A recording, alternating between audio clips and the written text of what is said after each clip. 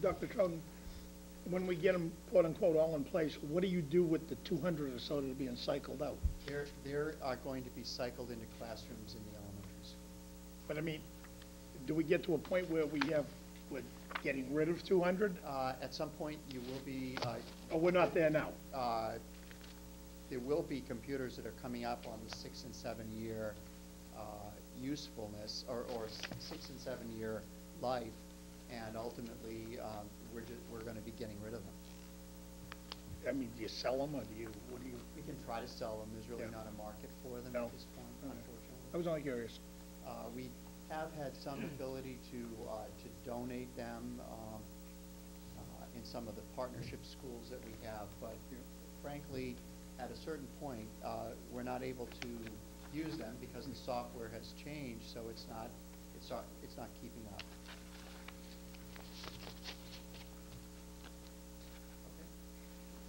Okay. The second item is a request for $60,000 to complete some asbestos abatement work at the little school. And Wayne Hardiker, our supervisor of buildings and grounds, is actually going to ask him to come up and join me on this. But just as a way of introduction, I think the board is aware that all schools must maintain vigilance around the presence of asbestos in school facilities.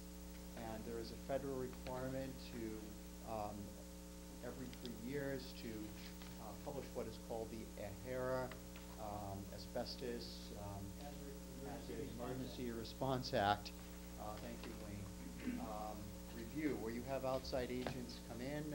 They will, we've already documented where asbestos exists in the 5 schools, and it exists in floor tiles, it exists in ceiling tiles in some cases, and also exists in some of the insulation around piping and plumbing within the building.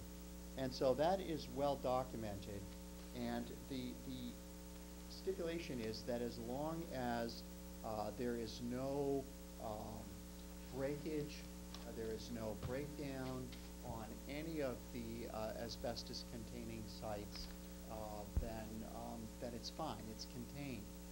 We are required under law to notify parents and staff on an annual basis of the presence of the AHERA report, and anyone obviously can come in and inspect it. So for example, if there's damage to a floor tile and the square footage of that floor tile exceeds, I think you said 3 square feet, then we need to have an abatement project. Less than that, we have some of our maintenance staff is trained, they're certified to come in and do that replacement. But we can't simply decide that we're going to replace ceiling tiles in a classroom or replace floor tile and feel that we can do it on our own. So why this request at the little school? When the little school project was done now over 11 years ago, that project did not remove all of the asbestos in the little school. We did do some abatement in that project, and that abatement was done. If we put up, for example, if we put up a wall where there was a petition, we had to disturb the ceiling tiles in the original part of the building. Then, as part of the project, we did some asbestos removal. But in the, I think it is the B wing. If you're familiar with the little school, the original wing is the A wing, which is on the cafeteria side, and the B wing was built in the early 1960s. It's down on the gym side. There are some areas in the B wing that require, in our judgment, asbestos removal. And I have included, maybe not, so I'll pass them around, not in the material that Mr. Delaconis sent us,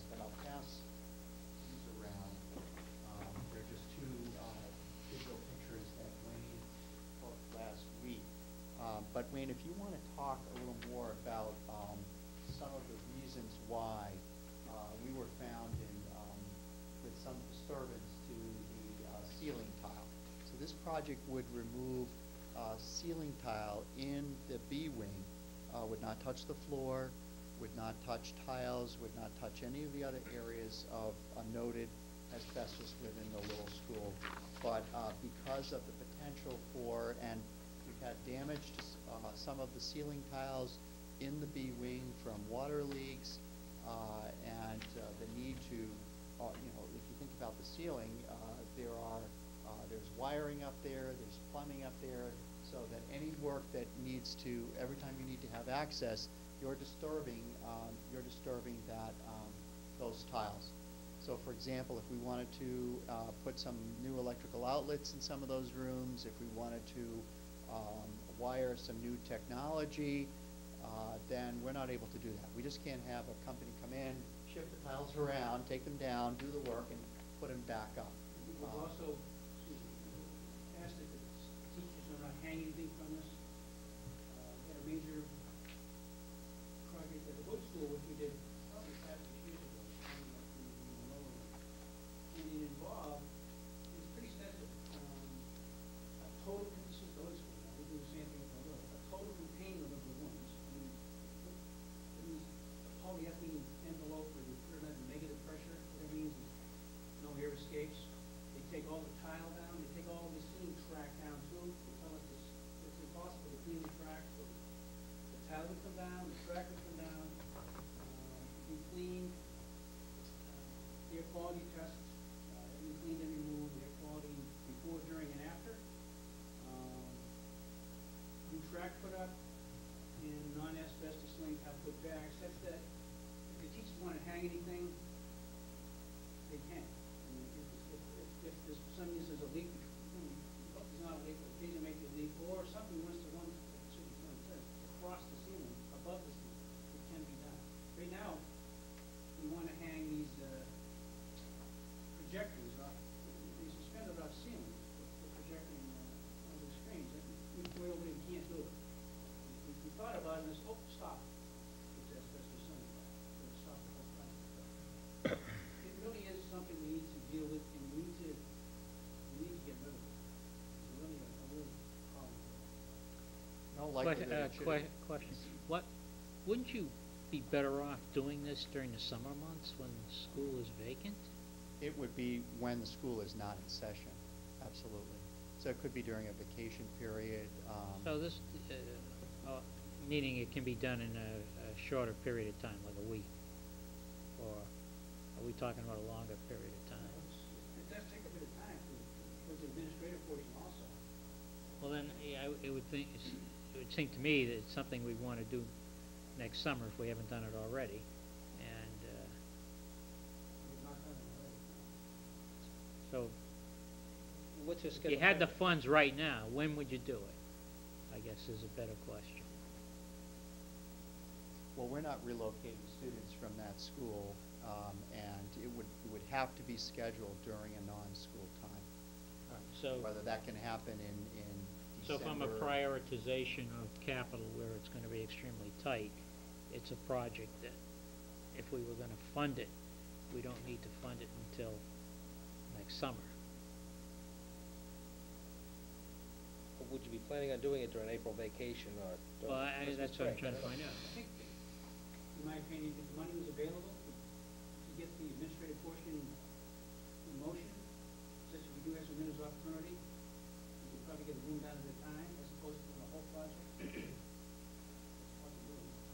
Well, it seems to me if you're going to get a contractor in to do it, you want to do it all at once, or you're going to be spending more money. How many rooms are you talking?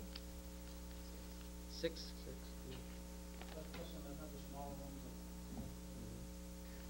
Have you done other rooms at the little school previously? No, we did quite a few at the Hood School. And how long would a room take typically? That was a summer project. That was 15 rooms. So, yeah, just to follow up on the chairman's question. So are you actually, it would be more cost effective to get a contractor in there and do them all at once, I would think. economies of scale would dictate Well, that. as Wayne indicated, they come in and they contain each room at a time. They're not gonna contain the whole wing. The whole wing. They would come in, if you were doing this room, you would contain and isolate this particular room, and then you could move on to the next one. So one timeline could be, and as Wayne has indicated, that in order to move this project forward, you need to know that you have the funding to do it, and then you need to do the administrative part of it, which is setting up with your contractor and scheduling it out. And then it is possible, I mean, in the ideal world, it would be have no students there at all in the school and do it during either school vacation week or do it during the summer. If you received your funding in April, you could probably put the administrative part together in plenty of time to do the project next summer, it would seem to me anyhow. Is that true? When did we do the high school? We did the auditorium, we had a major leak in the auditorium. So we did the high school, which was a fairly large room. That was done during the school year, where students were in session. Just isolated, you isolate it with, the plastic, and you need to create a negative pressure within that room. So typically they're going to vent that out through filters that go out through the window in that room. They're not going to envelope the entire wing. Now at the Hood School, when we did the Hood School project, given the scope of that project, and there was a lot of demolition going on, then the entire wing was contained. But this is a lot different. You're coming in, you're doing space by space by space. So it is conceivable. I mean, the timeline could be that you could do it in the summer. You could do it during a vacation period, and you could do it where students are there, and simply for the period of time that it takes to relocate to do a particular room, you relocate the class because you have to take everything out of there. You're not going to remove all the items from all 6 rooms and all of these other spaces at one time because you'd have no place to put it. The restrictions here, and part of the urgency on our part, on the school department's part, is that we are not able to make any changes in those rooms, and there was a substantial donation made by the Parent Association at the Little School for Technology, and we're not able to use it because we can't get in there and do the work that we need without disturbing the ceiling tiles. And in fact, I think maintenance attempted to do that last spring, and when we had an electrician and we shut the project down. Again, you just cannot go in when you know that asbestos is there and simply move things around just because it's convenient. We need to follow very careful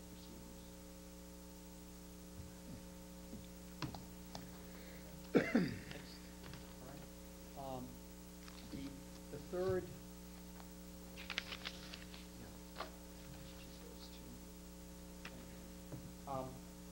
The third request is for $150,000 in security systems to finish the project that we received some funding for last October. Just as a recap, and I'm passing around some pictures, but let me also give you this handout.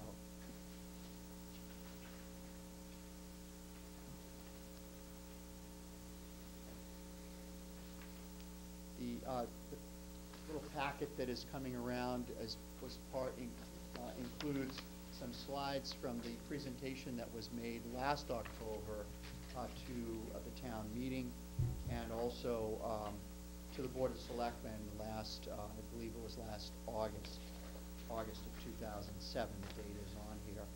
I believe the Board of Selectmen is aware that our Safety and Security Committee spent an entire school year evaluating the current conditions of security in each of our